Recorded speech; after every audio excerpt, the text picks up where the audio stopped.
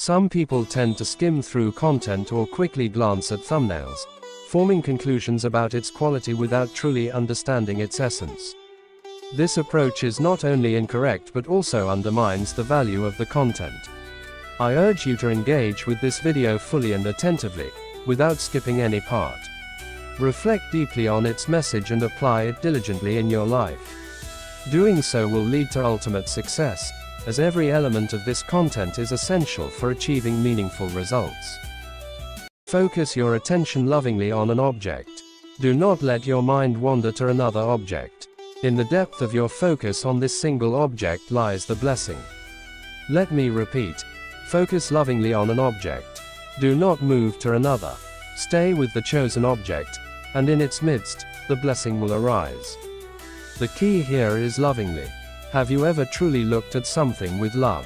Many may claim to have done so, but often, they confuse love with desire or lust. These are fundamentally different. To understand this, you must first distinguish between them.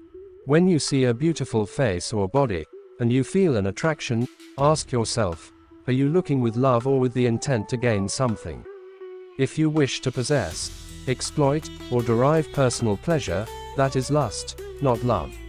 Lust seeks to use the other for gratification, while love seeks to give. Lust is about taking, while love is about offering.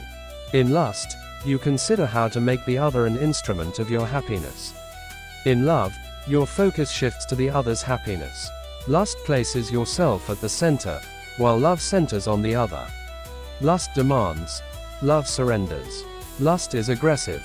Love is selfless. Consider this carefully. If you feel true love towards someone or something, your primary thought will be, how can I make this person or thing happier? How can I contribute to their joy and well-being? This selfless concern is love. In contrast, if your focus remains on how the other can serve your needs, that is lust. Now, this practice asks you to focus lovingly on an object, any object, even an inanimate one. Interestingly, love has the power to transform an object into a person. When you look lovingly at a tree, the tree takes on a personality. It becomes unique, alive, and irreplaceable in your eyes. This is why love has the power to elevate anything it touches. Conversely, when you view a person through the lens of lust, they are reduced to an object, a means to an end. This is why a lustful gaze feels degrading and repulsive.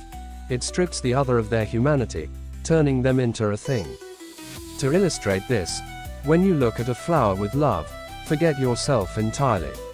Allow your consciousness to be filled with a single thought. How can I help this flower thrive? How can I add to its beauty and joy? Even if you cannot directly contribute, the very act of caring deeply transforms your interaction. In this moment of selfless love, the flower becomes more than just a flower, it becomes a being, a person. When you direct your attention lovingly toward one object and resist the urge to move on to another, something profound occurs.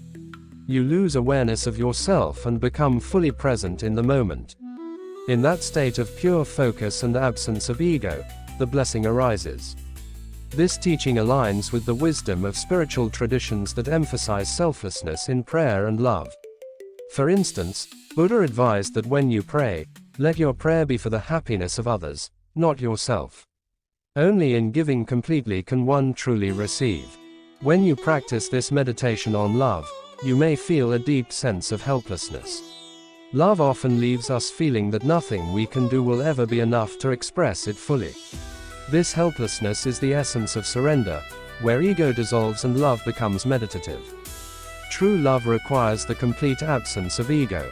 When you love, you step aside, allowing the other to fill your awareness entirely. In this act of selflessness, you experience the blessing, not because of the other, but because you have transcended yourself.